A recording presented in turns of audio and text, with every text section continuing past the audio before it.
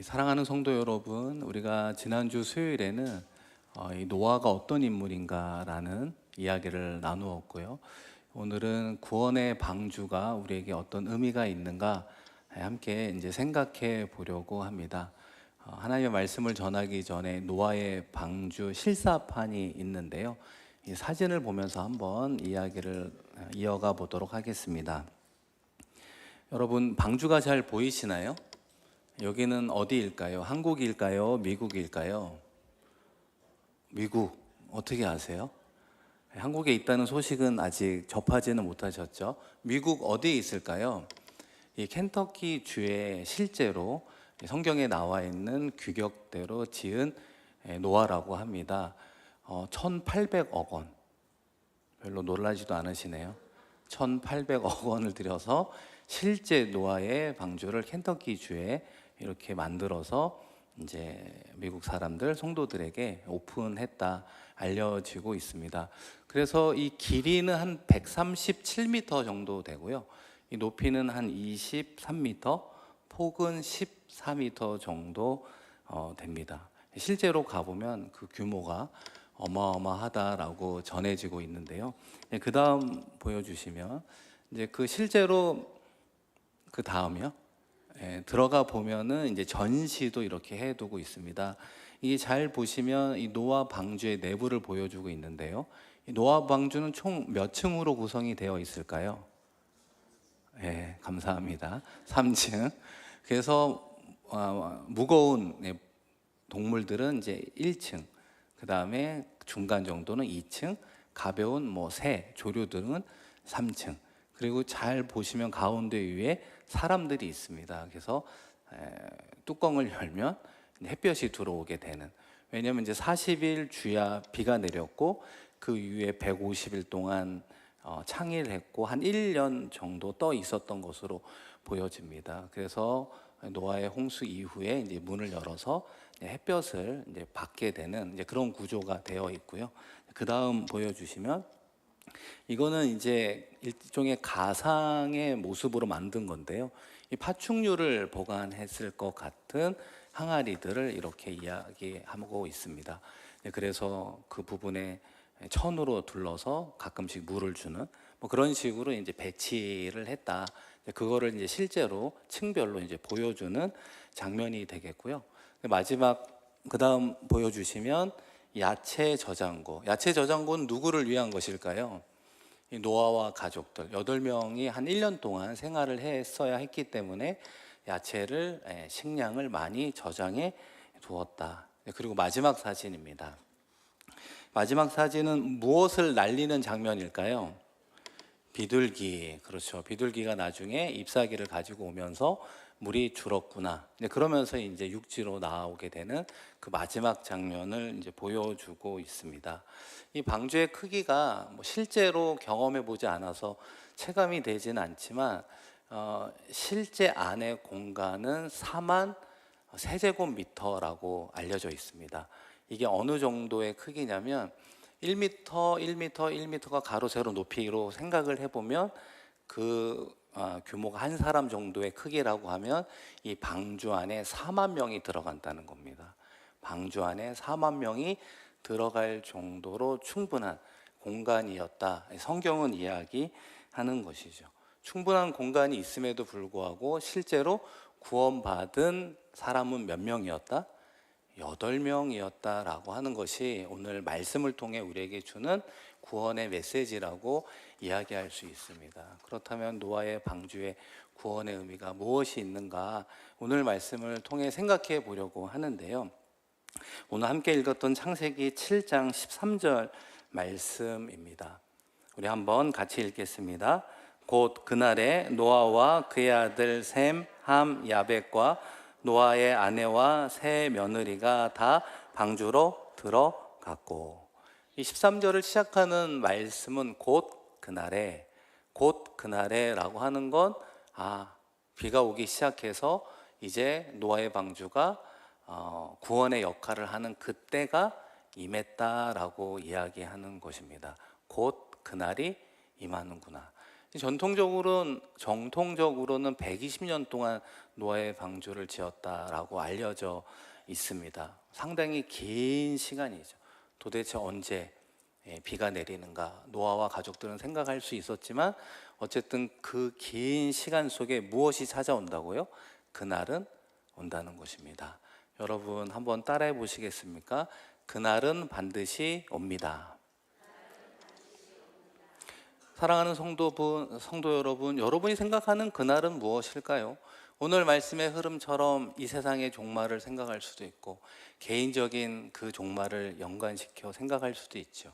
또 그날이라고 하는 것은 어떤 의미가 있을까요? 우리의 가정과 자녀와 직장 가운데 있는 어려움을 해결해 줄 수 있는 그날은 반드시 우리에게 오고 있다는 것입니다. 하나님의 때, 하나님의 방식으로 인해서 시차가 있을 뿐이지 그날은 반드시 우리에게 오고 있다는 것입니다. 그런데 오늘 읽은 말씀에 보면 겉으로 보면 노아 가족이 이 구원의 방주에 들어간 것처럼 보이지만 성경은 우리에게 구원의 시작도 하나님으로부터 시작되고 있음을 보여주고 있습니다. 창세기 7장 1절에 보시면 너와 내 온 집은 방주로 들어가라. 이 하나님의 초청임을 알 수 있죠. 노아가 홍수를 예측한 것도 아니고 하나님께서 노아를 이렇게 지어라 설계도도 알려주시고 또 하나님의 심판의 때를 알려주시고 그때가 되자 노아와 가족들이 방주에 들어가라 말씀하고 있다는 것입니다. 우리가 하나님을 찾는 것이 아니라 하나님이 우리를 부르고 계신다는 거예요. 생각해 보면 신앙생활은 무엇인가? 이 부르심의 관점으로 보면 하나님은 우리를 언제나 부르신다는 거예요. 예배의 자리에 불러주시고, 그렇죠? 봉사의 자리에 불러주시고, 사랑의 실천의 자리에 우리를 불러주신다는 것이죠. 그 부르심에 우리는 어떻게 응답할 것인가라고 하는 것이 신앙적 과제라고 말할 수 있습니다. 그런 의미에서 오늘 이 시간 우리는 우연히 어쩌다가 시간이 돼서 예배 드리는가 생각할지 모르지만 하나님이 우리를 이곳에 불러주셨다는 것입니다. 여러분 믿으십니까? 아멘이십니까? 우리 예배하는 분들을 바라보며 이렇게 인사해 보겠습니다. 하나님이 성도님을 부르셨습니다. 하나님이 우리를 불러 구원이 시작이 되었고 구원의 완성도 하나님께서 이루신다고 오늘 약속해 주었다는 거예요. 여러분 16절 후반의 말씀인데요. 같이 한번 읽겠습니다. 여호와께서 그를 들여보내고 문을 닫으시니라. 아멘. 이 말씀을 읽어보면 이런 표현이 있었나라는 생각이 들게 됩니다. 노아가 문을 닫았을 거라고 생각하는데 성경은 어떻게 표현합니까? 여호와께서 그를 들여보내고 문을 닫으시니라. 누가 문을 직접 닫았다고 성경은 증언하고 있습니까? 하나님이 그 노아의 방주의 문을 직접 닫으셨다. 물론 노아가 순종하여 방주를 만든 것은 맞지만 그 마지막 문은 하나님께서 닫으시며 구원을 완성해 주었다는 것이죠. 노아가 방주의 문을 닫았다면 구원이라고 하는 것이 인간의 기준으로 이루어지는가 보다 오해가 될 수 있는데 구원의 시작과 마지막은 하나님께서 직접 완성해 가시는구나 알 수 있다는 것입니다. 진짜 구원은 우리가 하나님을 찾는 것이 아니라 하나님이 우리를 찾고 하나님이 우리를 붙들어 주실 때 누릴 수 있는 은혜가 바로 구원이라고 말할 수 있습니다. 한 걸음 더 나아가 하나님께서 그 방주의 문을 닫았다. 이 닫다라고 하는 단어는 히브리어로 사가르라고 하는 표현인데요. 위험으로부터 보호를 위한 차단이라고 말할 수 있습니다. 이 성경 말씀에 보면 노아의 홍수의 사건이요. 창세기 6장, 7장, 8장, 9장 상당히 많은 장을 할애하여 이 말씀을 우리에게 전해주고 있습니다.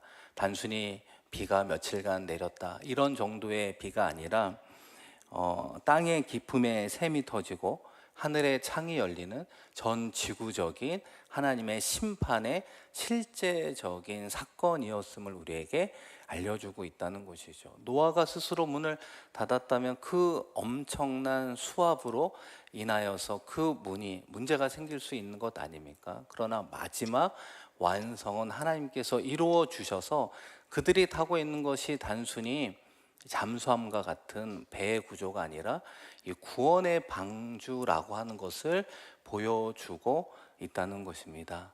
이 사랑하는 성도 여러분, 이와 같이 하나님께서 닫으신다라고 하는 것은 우리에게 큰 은혜가 있는 것 같습니다. 우리의 삶의 자리에서도 적용해 본다면 하나님께서 닫으시는 은혜를 우리가 누리며 살아가고 있는 것 아닙니까? 예수님을 믿어 하나님의 자녀로 살아가는 가운데 이 불필요한 관계를 하나님께서 끊으실 때가 있다는 것입니다. 우리에게는 좋은 기회처럼 보이지만 때로는 하나님이 그 기회의 문을 닫을 때도 있다는 것입니다. 구원의 방주에 들어왔는데, 남대문 교회 공동체 안에 들어왔는데 세상 밖으로 나갈 수 없도록 그 구원의 문을 닫으시는 하나님의 역사가 있기 때문에 하나님의 구원이 우리에게 은혜로 임하고 있다는 것입니다.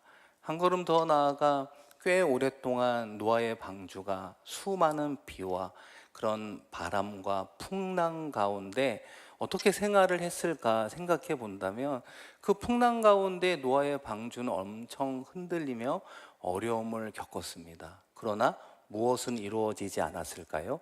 침몰하지는 않았다는 거예요.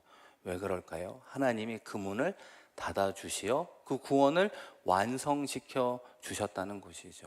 우리도 저 천국을 향해 걸어가는 공통된 신앙인들 아닙니까? 그런 인생 과정 가운데 우리는 풍랑을 맞이했다라고 이야기하잖아요. 우리의 인생 가운데 순풍만 있는 것도 아니고 역풍이 있기도 하고 미친 바람이라 말할 수 있는 광풍이 우리의 인생 호를 뒤집을 것 같은 어려움이 있을 때가 있다는 것이죠. 이 노아의 구원의 방주가 주는 우리의 은혜는 우리의 인생 호가 흔들릴 수는 있으나 침몰하지는 않는다는 것입니다. 노아와 가족이 방주 안에 있을 때 침몰하지 않고 안전할 수 있는 것처럼 우리는 어디 안에 거할 때 안전할 수 있을까요? 그리스도 안에.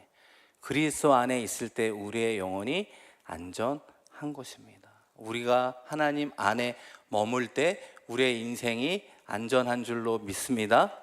그리스도 안에, 하나님 안에, 교회의 머리 대신 공동체 안에 머물 때 비로소 우리의 영과 혼과 우리의 인생이 안전함을 노아의 방주는 우리에게 권면해 주고 있다는 것입니다. 그렇기 때문에 방주는 곧 그리스도를 이야기한다, 많이 들어보았을 것입니다. 베드로 사도도 이렇게 해석하고 있는데요. 베드로전서 3장 20절 말씀 같이 한번 읽겠습니다. 방주에서 물로 말미암아 구원을 얻은 자가 몇 명뿐이니 겨우 8명이라. 아까 말씀드린 것처럼 노아의 방주는 몇만 명이 들어갈 수 있었다고요? 4만 명이 들어갈 수 있었지만 구원받은 이는 8명이다. 이 말씀은 우리에게 상당히 무게감 있는 메시지를 전하고 있다는 것입니다. 물론 노아가 하나님 보시기에 의롭다라는 칭찬을 듣긴 했지만 노아와 가족들이 구원을 얻은 이유는 딱 하나예요. 어디 안에 있었기 때문에? 방주 안에 있었기 때문에 생명을 보존했습니다.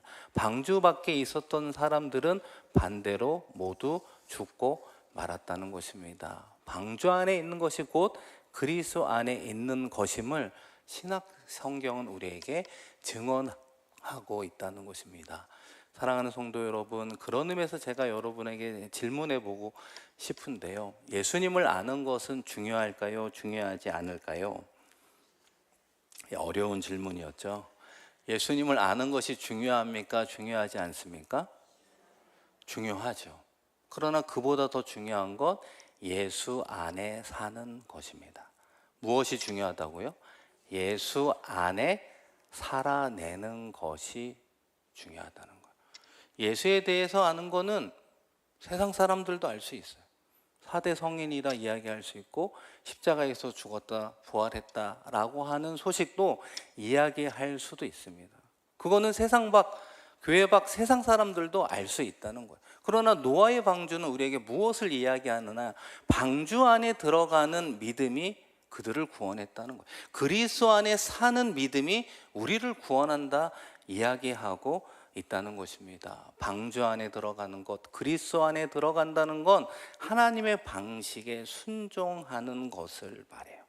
생각해 보면 사순절을 보내며 예수님의 십자가의 고난과 죽음을, 부활을 묵상하며 기도하고 있지 않습니까? 사복음서를 읽으면 읽을수록 예수님의 공통된 행위 하나가 있다면 하나님의 말씀을 응하기 위해서 십자가의 길을 걸어갔다는 거예요. 나에게 손해가 되고 희생이 되고 아픔이 되고 고통이 되고 눈물이 될지라도 하나님의 뜻을 이루기 위한 순종한 예수님의 모습이 곧 하나님 안에 사는 모습임을 우리에게 보여주었다는 것입니다. 여러분, 그것이 구원이라고 하는 거예요. 여러분, 출애굽도 그런 의미 아니겠습니까? 마지막 10가지 재앙 가운데 어린 양의 피를 문설주에 발라라, 그리고 그 안에 있으면 구원을 얻으리라 라고 말씀해 주신 하나님의 방식에 순종한 사람만이 구원을 얻었다는 거예요. 그 안에 들어가 있는 사람이 의로워서 구원을 얻은 게 아니라 그 말씀, 그 하나님의 구원의 방식에 순종할 때 하나님이 그들에게 패스오버, 유월절이라고 하는 구원의 놀라운 역사를 보여 주었다는 것입니다. 그렇다면 노아 홍수 사건 때 왜 수많은 사람들은 구원 얻지 못했는가? 우리가 그것을 생각해 보아야 합니다. 예수님도 인자의 임함이, 재림의 주로 올 때가 노아의 홍수의 사건과 동일하다라고 마지막으로 경고하고 있다는 것입니다. 여러분, 마태복음 24장 38, 39절의 말씀을 한번 읽겠습니다. 홍수 전에 노아가 방주에 들어가던 날까지 사람들이 먹고 마시고 장가들고 시집가고 있으면서 홍수가 나서 그들을 다 멸하기까지 깨닫지 못하였으니 인자의 임함도 이와 같으리라. 아멘.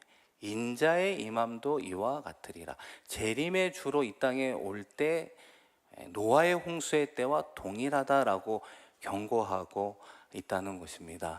생각해 보면 노아의 홍수 때 왜 사람들은 구원받지 못했는가? 그들이 하나님을 대적했는가? 그렇지 않을 수도 있죠. 그들이 하나님을 부정한 사람들인가요? 아닐 수도 있죠.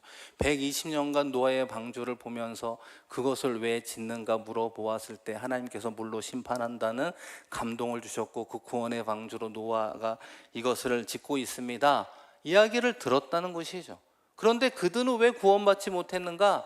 한 단어로 이야기해 본다면 무관심이라고 말할 수 있다는 거예요. 평소대로 비가 안 오니까 늘 하던 대로 먹고 사는 문제를 해결하기 위해서 늘 살아가면서 아직 괜찮아.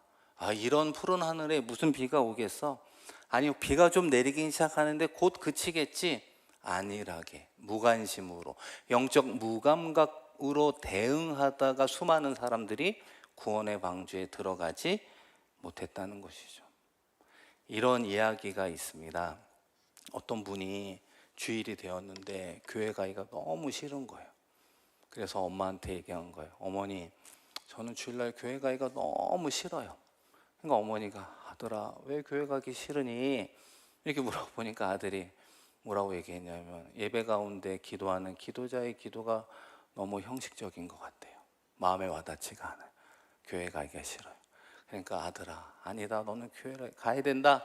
그러니까 이제 아들이 엄마를 설득하기 위해서, 제가 또 교회 가기 싫은 이유는 주일에 찬양대 찬양이 감동이었고 영적 울림이 없어요.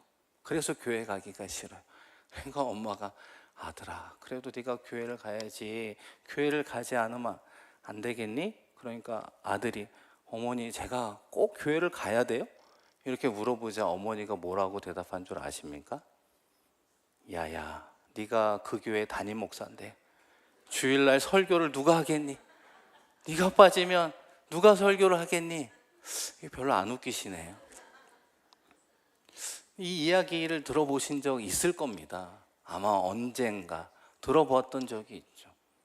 목회자, 직분자, 성도 모두가 주일날 예배 드리는 것조차도 힘들어지는 때가 오고 있다는 거예요. 여러분, 그렇지 않나요? 예전에 비해서 신앙적 열심이 떨어졌으면 떨어졌지, 신앙적 열심과 특심으로 살아가는 분위기가 아닌 거 다 우리가 알고 있잖아요. 성도의 문제를 탓하는 게 아닙니다.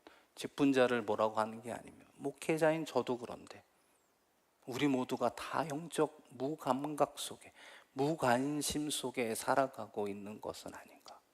이 자리 이렇게 비어 있잖아요. 우리 지난주 수요일에도 임길자 권사님 이야기를 드렸는데 2번 수요 예배 드리고 이제 미국 가셨잖아요. 첫 번째 수요 예배 드리고 사무실에서 1시간 동안 이야기를 나누었는데요. 그 여러 이야기 중에 하나 기억에 크게 남는 거 하나가 있었습니다. 그게 무엇이었냐면, 이분이 80이 넘으신 어르신이잖아요. 목사님, 울면서 얘기를 하는 거예요. 목사님, 울면서 우리 남대문교회 수요 예배가 왜 이렇게 적게 모여요? 왜 이렇게 텅텅 자리가 비었어요? 목사님, 권사님들 혼 좀 내주세요. 아니, 이 자리에 왜 권사님들이 없냐고 혼 좀 내주세요. 제가 아주 약하게 여러분들에게 이야기를 하는 겁니다. 제가 엄청 혼났습니다. 목사님, 똑바로 가르쳐 주세요. 똑똑히 알려주세요. 왜 수요일날 임직자들이, 직분자들이 왜 예배의 자리에 나오지 않습니까?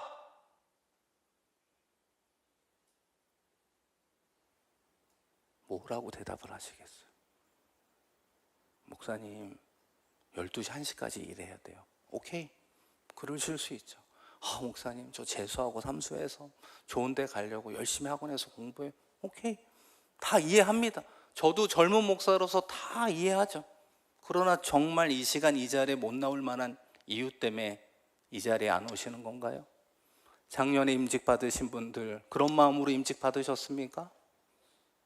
정말 그런 마음으로 임직 받으며 눈물을 흘리고 결단하고 내가 주님을 위해서 충성을 다하겠노라 이야기하셨습니까? 아니잖아요. 그것 때문이 아니잖아요. 왜 이 자리가 비어가고 있을까요? 이 자리가 비어가는 것이 뭐가 그렇게 중요한 겁니까, 목사님? 라고 이야기하실 수 있지만 도미노 현상은 이렇게 진행되는 것입니다. 수요일이 안 모이게 되니까 금요일 기도회도 오픈을 못하는 거잖아요. 그렇지 않아요? 왜 다른 교회는 다 금요일 저녁 기도회도 오픈하고 주일 오후 예배도 다 오픈하는데 왜 남대문 교회는 지금 오픈하지 못하고 있습니까? 이유는 간단합니다. 안 모이기 때문에 그런 거죠. 목사님, 머니까 온라인으로 드리고 있어요. 정말 온라인으로 예배 잘 드리고 있을까요? 아니죠. 한두 번 드리다가 또 온라인도 안 드리게 되죠. 그러다가 맞이하는 주일 예배는 은혜가 충만할 수 있겠습니까? 은혜가 충만한 예배가 될 수 있습니까? 없지요.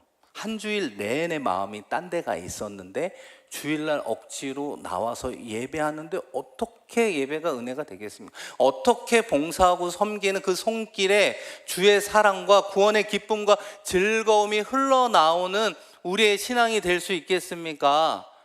안 되는 거죠. 눈에 보이기에는 수가 조금씩 줄어가는 것 뿐이지 겉으로는 멀쩡해 보이지만 속은 썩고 있는 것이 우리 공동체의 모습일 수 있다는 것이죠. 그 바로미터가 이 자리라는 거예요. 이 자리.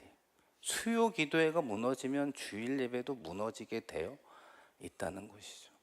노아의 홍수 사건과 우리는 동일한 패턴을 밟아가고 있다는 것입니다.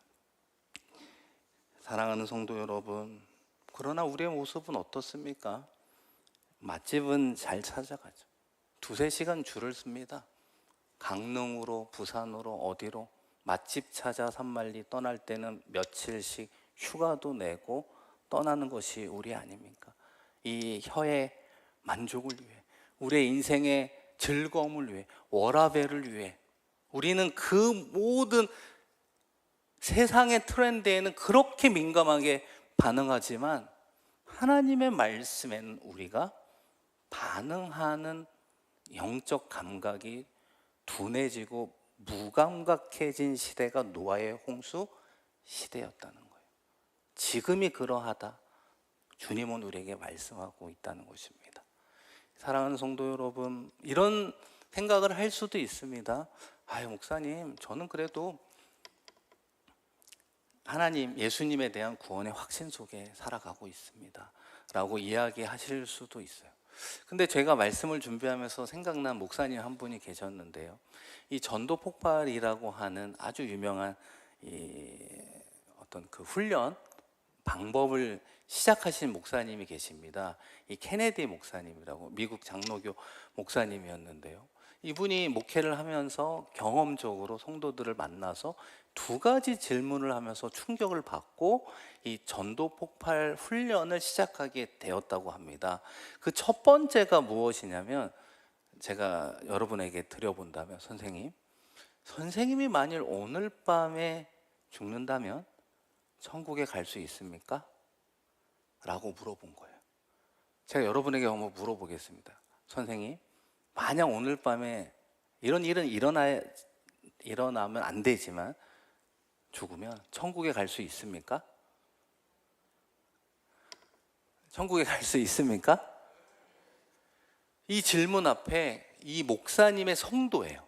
이 목사님의 성도의 가장 많은 사람이 뭐라고 대답을 했냐면 모르겠습니다 라고 하는 거예요. 솔직한 대답은 모르겠다는 거예요. 그리고 두 번째 이어지는 말은 그러나 천국에 가면 좋겠습니다 라고 대답하는 거에 충격을 받은 거예요. 그래서 그 가운데 소수로 대답한 분이 있었어요. 나 천국 갈 수 있어요, 이렇게 확신 있게 얘기한 분이 있었단 말이죠. 그분들을 따로 불러서 두 번째 질문을 하게 되었습니다. 그러면 선생님을 만약에 천국으로 들여보내야 된다면 하나님은 그 이유를 뭐라고 물어보겠습니까? 왜 천국에 들여보내야 될까요, 선생님을? 그러니까 그 예라고 대답한 사람 중에 가장 많은 대답이 뭔 줄 아십니까? 착하게 살았다는 거예요. 착하게. 두 번째는 뭔지 아세요?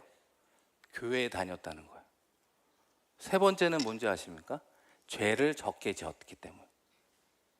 이게 미국에서 실제 목회하면서 경험한 이 충격이 이 목사님으로 하여금 전도 폭발 훈련을 시작하게 된 거예요. 사랑하는 성도 여러분, 우리가 하나님이 부르실 때 개인적 종말입니다. 천국에 갈 수 있는 건 노아가 방주 안에 들어간 것처럼 우리가 그리스도 안에 머물 때 가능한 줄로 믿습니다. 예수님이 나의 구원자임을 믿는 믿음으로 구원 얻는 줄로 믿습니다. 여러분의 믿음이 제가 드리고 싶은 세 번째 질문입니다. 살아 있습니까? 죽은 믿음입니까? 전 그걸 묻고 싶은 거예요. 그래, 머리로는 알고 있어. 어려서부터 3대째, 4대째 예수 믿는 집안에서 성장했는데 예수가 나의 구원자고 예수님의 보혈이 나의 모든 죄를 덮었지, 이야기할 수 있어요. 그런 믿음이 살아있느냐, 그 믿음이 죽었느냐, 그게 중요하다는 거예요.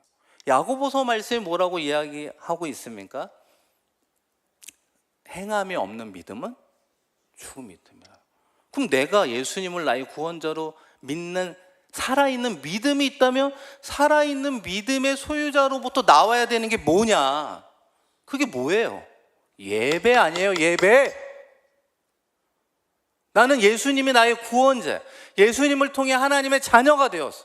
그런 믿음이 살아있다면 가장 우선적으로 내가 무엇을 해야 되느냐? 하나님 뭘 가장 기뻐하신다고요? 예배잖아요. 과연 우리가 살아있는 믿음의 소유자라고 말할 수 있어요?